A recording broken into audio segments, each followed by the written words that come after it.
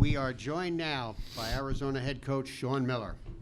Coach, would you please begin by making an opening statement?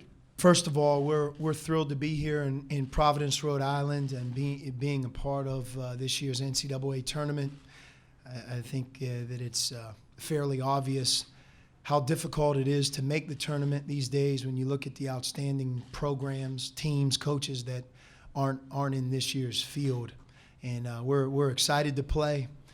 We have a very challenging matchup, which you expect in the NCAA tournament. For us, it's not what seed we're at or where the game's located. It's that we have to be the best Arizona team that we can possibly be to have a chance to advance. Wichita State, I think what they've done with their program, Greg Marshall, is remarkable. And those two guards, I admire them, Baker and Van Vliet, just the way they play the game, their leadership, the fact that they defend the way they do and play offense.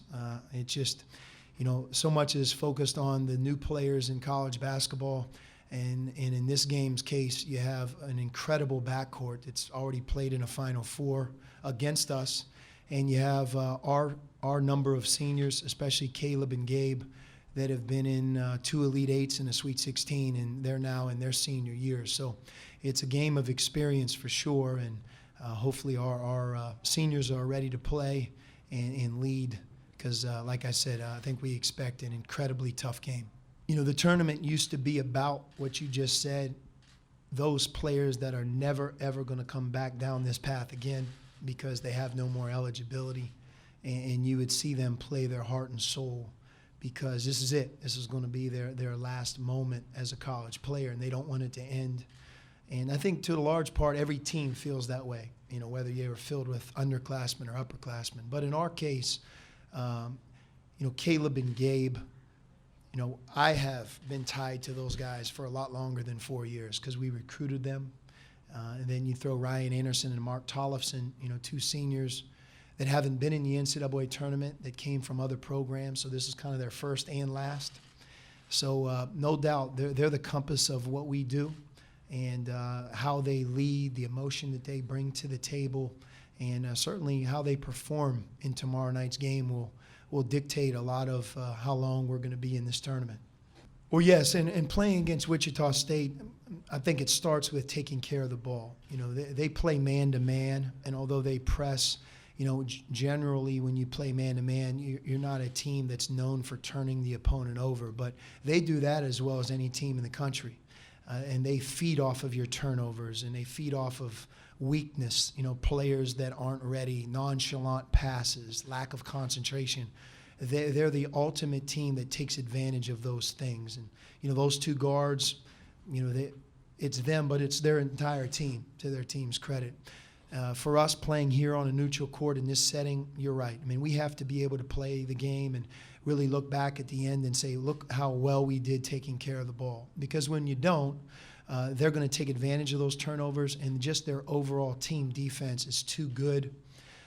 I think for a lot of teams in this tournament to beat them. I think whoever is fortunate enough to play Wichita State in advance, you're going to have to take care of the ball. And that's a big emphasis for us. I would say this about the Pac-12 this year. I've been at Arizona for 7 seasons, and it is head and shoulders the best conference that we've been in, the Pac-12.